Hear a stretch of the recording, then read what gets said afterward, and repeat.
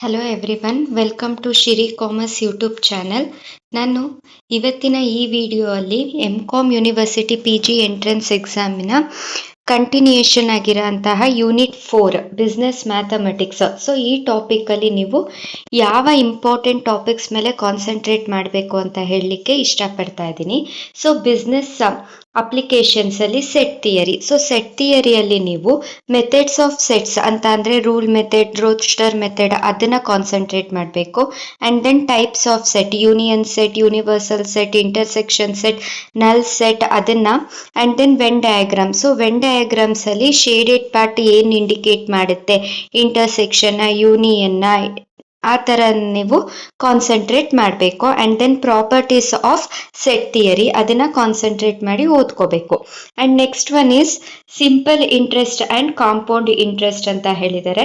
So ಇಲ್ಲಿ ನಿಮಗೆ simple ಇಂಟ್ರೆಸ್ಟಲ್ಲಿ ಐದರ್ simple ಇಂಟ್ರೆಸ್ಟ್ನ calculate ಮಾಡ್ಲಿಕ್ಕೆ ಕೇಳ್ಬೋದು, ಅಥವಾ ಅಮೌಂಟ್ನ ಕ್ಯಾಲ್ಕುಲೇಟ್ ಮಾಡ್ಲಿಕ್ಕೆ ಕೇಳ್ಬೋದು, ಫಾರ್ಮುಲಾ ಅಥವಾ ಒಂದು ಸಿಂಪಲ್ ಪ್ರಾಬ್ಲಮ್ ಕೊಡ್ಬೋದು. ಅದಾದಮೇಲೆ ಪ್ರಿನ್ಸಿಪಲ್ನ ಕ್ಯಾಲ್ಕುಲೇಟ್ ಮಾಡೋಕ್ಕೆ ಕೇಳ್ಬೋದು, ಟೈಮ್ನ ಕ್ಯಾಲ್ಕುಲೇಟ್ ಮಾಡೋಕ್ಕೆ ಕೇಳ್ಬೋದು, ರೇಟ್ ಆಫ್ ಇಂಟ್ರೆಸ್ಟ್ನ ಕ್ಯಾಲ್ಕುಲೇಟ್ ಮಾಡೋಕ್ಕೆ ಇಡ್ಬೋದು.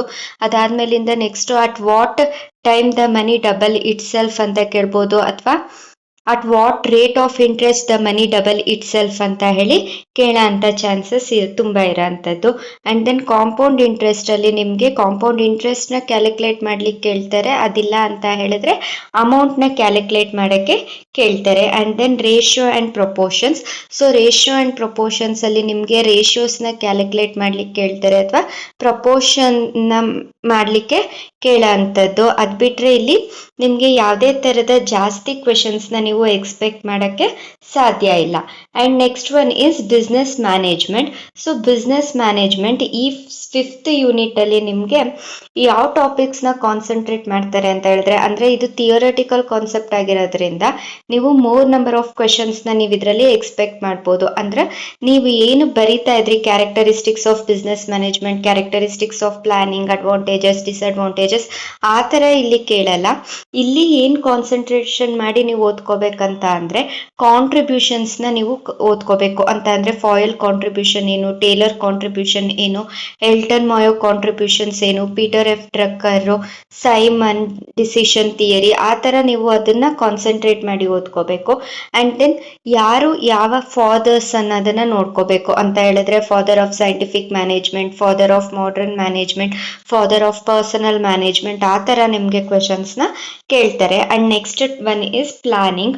ಸೊ ಈ ಪ್ಲಾನಿಂಗಲ್ಲಿ ಟೈಪ್ಸ್ ಆಫ್ ಪ್ಲಾನಿಂಗಲ್ಲಿ ಕ್ವೆಶನ್ಸ್ ಬರೋ ಚಾನ್ಸಸ್ ಇದೆ. And then steps involved in planning process ಅಂತ ಅಂದರೆ arrange them in an sequential order ಅಂತ ಹೇಳಿ ಕೇಳೋ ಚಾನ್ಸಸ್ ಇರೋ ಅಂಥದ್ದು. ಆ್ಯಂಡ್ ದೆನ್ ಕಮ್ಯುನಿಕೇಷನಲ್ಲಿ communication and its types of communication, verbal communication, non verbal communication, formal, informal communication, ಆ ಥರದ್ರಲ್ಲಿ ನಿಮಗೆ ಕ್ವೆಶನ್ಸ್ ಕೇಳೋ ಚಾನ್ಸಸ್ ಇರೋ ಅಂಥದ್ದು. And next one is leadership theories and motivational theories. So ಇದು ವೆರಿ ಇಂಪಾರ್ಟೆಂಟ್ ಆಗಿರೋ ಅಂಥದ್ದು. ಲೀಡರ್ಶಿಪ್ ಥಿಯರೀಸ್ ಮೇಲೆ ನಿಮಗೆ ಕ್ವೆಶನ್ಸ್ ಬರೋ ಅಂಥದ್ದು. ಮೋಟಿವೇಶನಲ್ ಥಿಯರೀಸಲ್ಲಿ ಮಾಸ್ಲೋಸ್ ಹೈರಾರ್ಕಿ, ನೀಡ್ ಥಿಯರಿ ಆಗಿರ್ಬೋದು, ಆಲ್ಡರ್ಫರ್ ಟು ನೀಡ್ ಥಿಯರಿ ಆಗಿರ್ಬೋದು, ಹೈಜೀನ್ ಥಿಯರಿ, ಆ ಥರ ಕ್ವೆಶನ್ಸು ಬರೋ ಅಂಥ ಚಾನ್ಸಸ್ ತುಂಬ ಇದೆ. Next topic is international business. So international ಬಿಸ್ನೆಸ್ಸಲ್ಲಿ ನಿಮಗೆ ಮೇಯ್ನ್ ಆಗಿ ಅಪ್ರೋಚಸ್ ಅಥವಾ ಬಿಸ್ನೆಸ್ ಓರಿಯೆಂಟೇಷನ್ಸ್ ಮೇಲೆ ಕ್ವೆಶನ್ಸ್ ಬರೋ ಅಂಥದ್ದು. And next one is modes of entry ಮೇಲೆ ಕೇಳ್ತಾರೆ. ಅದಾದಮೇಲೆ ನಿಮಗೆ ಇಂಟರ್ನ್ಯಾಷನಲ್ ಆರ್ಗನೈಸೇಷನ್ಸ್ ಇರುತ್ತಲ್ವ, WTO, ವರ್ಲ್ಡ್ ಬ್ಯಾಂಕ್, ಗ್ಯಾಟ್, ಸಾರ್ಕ್, ಆ ಥರದ್ರ ಮೇಲೆ ನಿಮಗೆ ಎಸ್ಟಾಬ್ಲಿಷ್ಮೆಂಟ್ ಯಾವಾಗ ಆಗಿದೆ, ಡೇಟ್ ಆಫ್ ಎಸ್ಟಾಬ್ಲಿಷ್ಮೆಂಟ್, ಆ ಆರ್ಗನೈಸೇಷನ್ದು ಆಬ್ಜೆಕ್ಟಿವ್ಸ್, ಹೆಡ್ ಕ್ವಾರ್ಟರ್ಸ್ ಎಲ್ಲಿದೆ ಅಂತ, ಅದಾದಮೇಲಿಂದ ಅದರದ್ದು ನಂಬರ್ ಆಫ್ ಮೆಂಬರ್ಸ್ ಎಷ್ಟು ಜನ ಇದ್ದಾರೆ ಅಂತ ಹೇಳಿ ಕ್ವೆಶನ್ಸ್ನ ಕೇಳ್ತಾರೆ. ಸೊ IBಯಲ್ಲಿ ನೀವು ತುಂಬ ಕಾನ್ಸಂಟ್ರೇಟ್ ಮಾಡಬೇಕಾಗಿರೋಂಥದ್ದು international organisation, SAARC, EU, NAFTA, ASEAN, OECD, ಅದಾದಮೇಲಿಂದ WTO ಫಂಕ್ಷನ್ಸು, ಮತ್ತು ಡಿಫ್ರೆಂಟ್ ಅಪ್ರೋಚಸ್ ಮೇಲೆ ನೀವು ಕಾನ್ಸಂಟ್ರೇಟ್ ಮಾಡಬೇಕಾಗಿರೋ ಅಂಥದ್ದು.